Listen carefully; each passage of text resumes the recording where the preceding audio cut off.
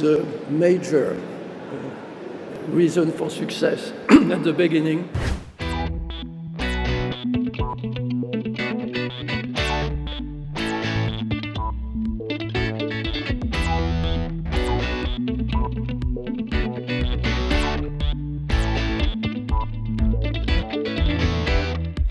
Bernard Arnault is a French entrepreneur, collector, philanthropist, and the richest man in the world, who made his fortune as the owner of the world's largest luxury goods company, LVMH. In this video, we will tell you how this businessman got into the fashion world and reveal the secret of his financial success.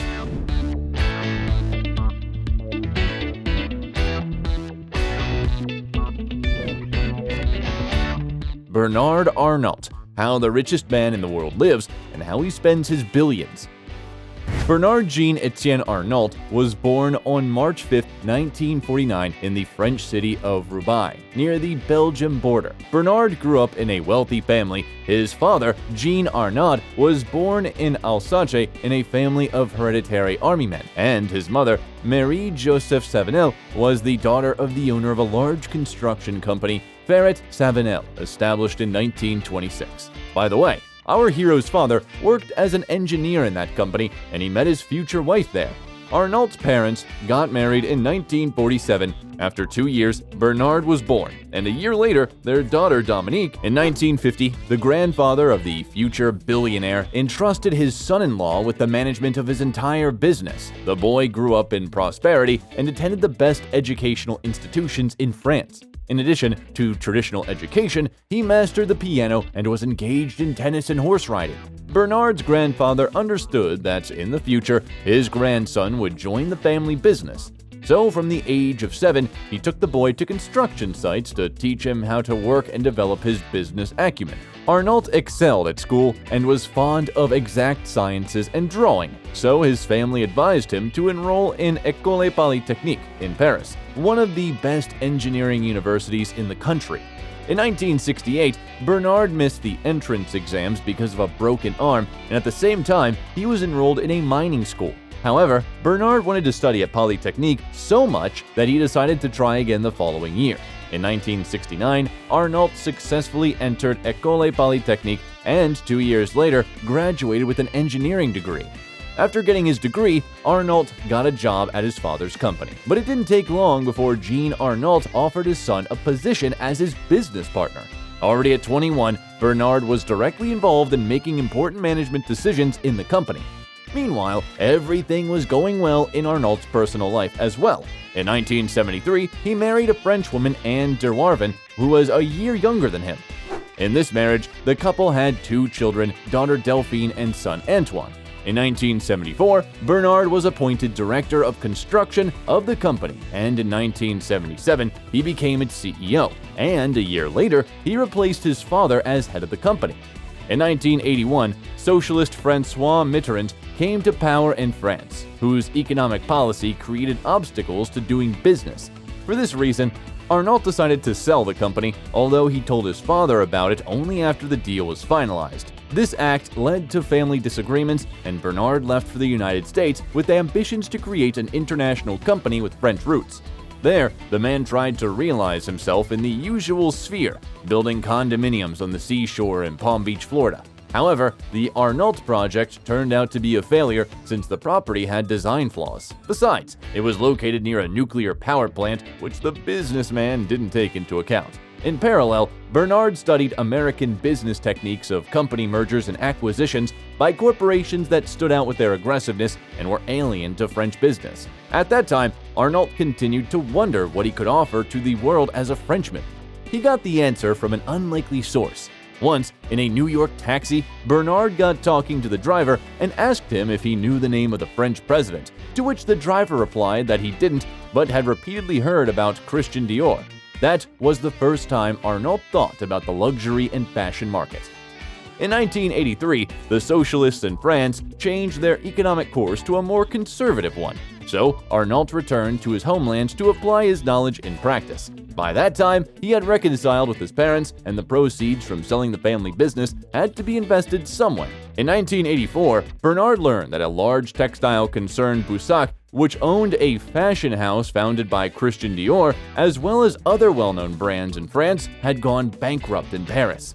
Interestingly, Arnault's wife was a cousin of the company's former owners, so taking advantage of this circumstance, he began to buy the shares that remained with them. Then he persuaded the French government to sell him the remaining shares and assured them that he would resume production and save jobs.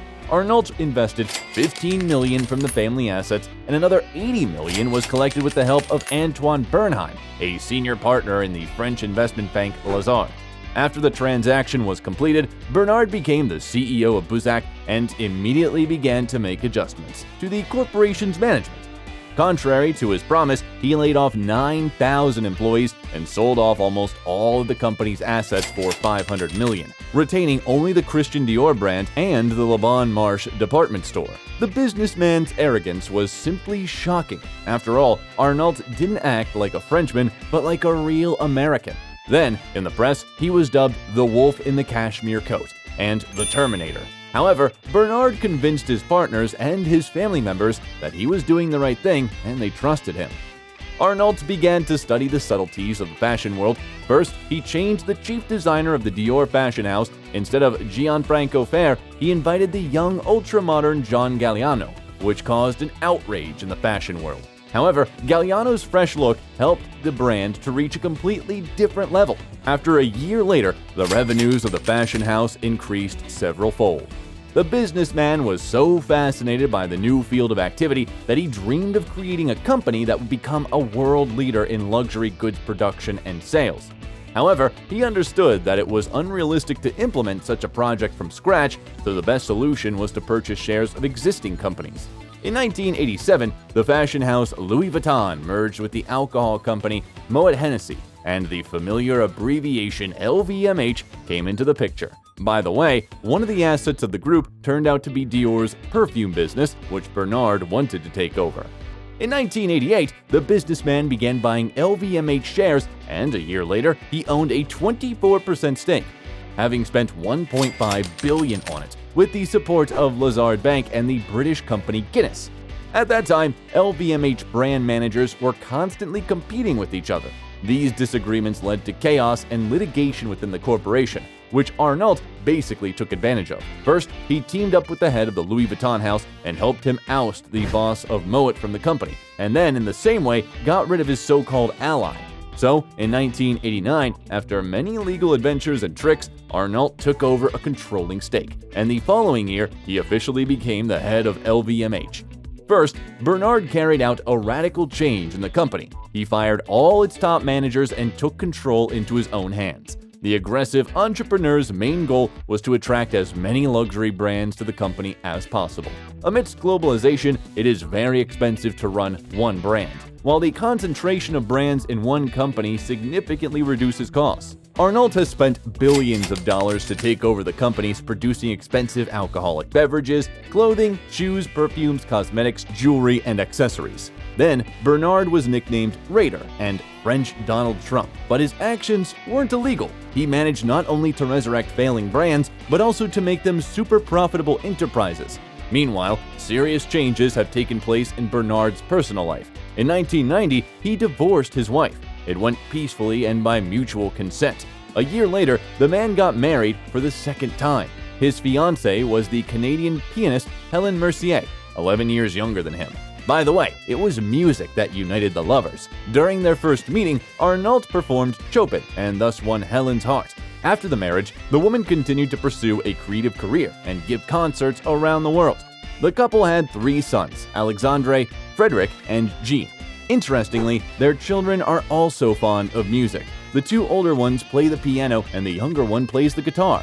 In the mid-90s, the businessman introduced the fashion houses Givenchy and Celine into the corporation, as well as several others. By the early 2000s, the numbers of LVMH divisions was in the dozens. Arnault did not plan to stop there. In 2001, he had his eyes set on the Italian fashion house Gucci, but Francois Pinault, the founder of the luxury group Kering, which includes Yves Saint Laurent, also became interested in this brand. However, our hero lost the battle for Gucci, which the media calls the Battle of the Handbags. By the way, his idea of creating a label from scratch also failed. In 1987, the Christian Lacroix company was founded, which was supposed to gain a foothold in the market as haute couture, but as a result, the plan did not work. In 2005, Bernard sold the company. Since 2008, Arnault has joined 20 more brands to the corporation, and as a result, LVMH now includes more than 70 companies. Here are just a few of his grandiose purchases. In 2011, he acquired the Italian jewelry brand Bulgari for $5 billion, and 2 years later, the cashmere goods manufacturer Loro Piana for $2.6 billion. In 2019, LVMH absorbed the Belmond Hotel business for $3.2 billion, and a year later made the largest transaction in its history, buying jewelry manufacturer Tiffany's for $16 billion.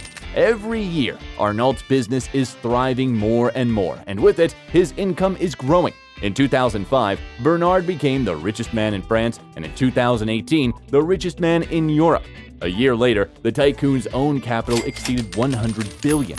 At that time, he became the third richest man in the world and the first representative of the fashion industry on that list. In 2022, Bernard Arnault competed for the title of the richest man on the planet, and last December, he managed to overtake Elon Musk in this race. Nowadays, his fortune exceeds $200 billion.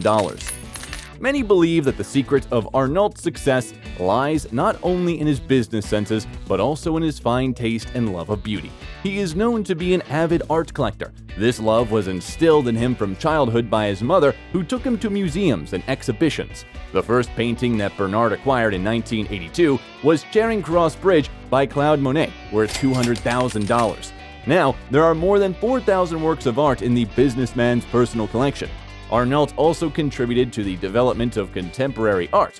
In 2014, he opened the Louis Vuitton Foundation in Paris, the construction of which cost him more than $800 million. The foundation holds exhibitions, concerts, and performances and supports young talents. The Louis Vuitton building has already become a landmark in Paris and in 55 years will become the property of the state. Speaking of politics, Bernard has been friends with former French President Nicolas Sarkozy for a long time and was even a witness to his wedding with top model Carla Bruni. He is also on excellent terms with the current president Emmanuel Macron and his wife Brigitte, who, by the way, once taught Arnault's 2 children at a private school in Paris. However, his relationships with President Francois Hollande, who came to power in 2012, didn't work out. Hollande was elected with a promise to impose a 75% tax rate on wealthy entrepreneurs, after which Bernard applied for Belgian citizenship. Arnault's behavior caused mass outrage in France, after which he refused to apply for citizenship. He explained that his reasoning was a desire to develop investments in Belgium and in no way tax evasion in France. Bernard Arnault pays special attention to charity, sparing no money, especially in art. In 2017, he donated $113 million to the Louvre Museum in Paris, which was the largest donation ever made by a private individual. However, in 2019, he surpassed himself by allocating more than $200 million for the reconstruction of the Notre Dame Cathedral, which had been damaged by the fire. He also invests in the development of science, medicine, and education. As for ecology, the businessman doesn't want to stop the use of leather or fur in the production of luxury goods, so his efforts leave something to be desired. However, he helps where he can. At one time, Arnault allocated $11 million to fight forest fires in the Amazon. Today, Bernard actively continues to conduct business and, according to the old scheme, buys up internet enterprises that haven't brought him much profit yet. But he is sure that he will make money on them in full in the future. Arnault believes that every little thing is important for a successful business. Every day, the businessman tries to visit not only his brand stores, but also his competitors' boutiques to see the products through the eyes of the consumer. Sometimes, the billionaire amuses himself by standing behind the counter to personally serve customers. He especially likes to do this in Japan because no one recognizes him there. All of Bernard's children are related to the family business, holding leading positions in companies. Delphine is the vice president of Louis Vuitton and the richest woman in France. Antoine is the CEO of Berluti and the chairman of Loro Piana. By the way, Antoine is married to a Russian model, Natalie Vodianova. with whom he has 2 sons. Alexandre heads the Rimowa brand, and Frederick is one of the leaders at Tag Heuer, but the youngest Jean is only starting his career and so far has taken the marketing director position in the watch division of Louis Vuitton. By the way, the businessman's older children also started small. Delphine sold perfumes in a Dior boutique, and Antoine sold Louis Vuitton handbags. Many are wondering which of the children will head the corporation in the future. Some would say that Antoine is the heir, but rumor has it Arnault may prefer to leave the business to his daughter, who in recent years has been making the most successful business decisions in the family. No one's talking about the children from his second marriage yet, but many believe that in the future, the battle for power in the Arnault family will become a real Game of Thrones. If in business, Bernard Arnault is considered a ferocious predator, then at home, he is an exemplary and caring family man. In his spare time, he sits down at the piano and plays tennis with pleasure. Together with his wife, Arnault lives in Paris on the left bank of the Seine in a luxurious mansion, which he bought in 2016 for $220 million. In addition to the 7,000 square foot mansion with 12 bedrooms, the plot also includes a guest house, a tennis court, a huge garden, a private lake, and an Olympic-sized swimming pool and underground parking. In 1998, the billionaire became the owner of a 150-year-old castle in Bordeaux, surrounded by 101 acres of untouched vineyards that produces one of the best wines in the world. In addition to the castle, there is a hotel on the plot. Arnault also bought a mansion in Saint-Tropez on the Côte d'Azur worth $70 million and a hotel in Courchevel to relax with his family. The businessman also has real estate abroad, a mansion in Geneva worth $80 million, an apartment in Brussels, a villa in London, a mansion in New York worth $50 million, and 5 houses in Beverly Hills worth $125 million in total. In addition, Bernard owns a private Indigo Island in the Bahamas. The businessman bought it for $35 million, and now it offers privacy for the rich for $300,000 a week. Arnault leads a luxurious life and travels often.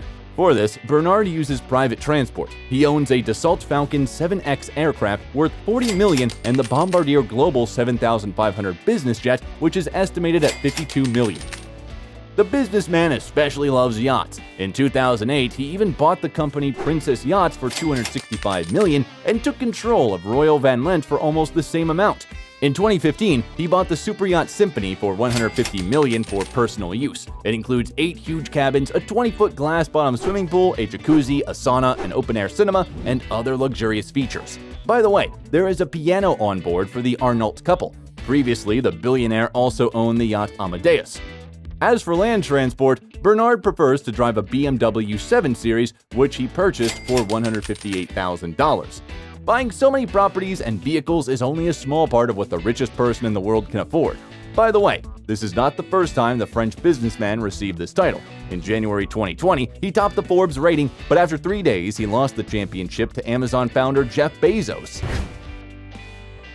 Do you think Bernard Arnault will stay on top for long this time? If you liked the video, leave a like and subscribe to the channel so you don't miss anything interesting.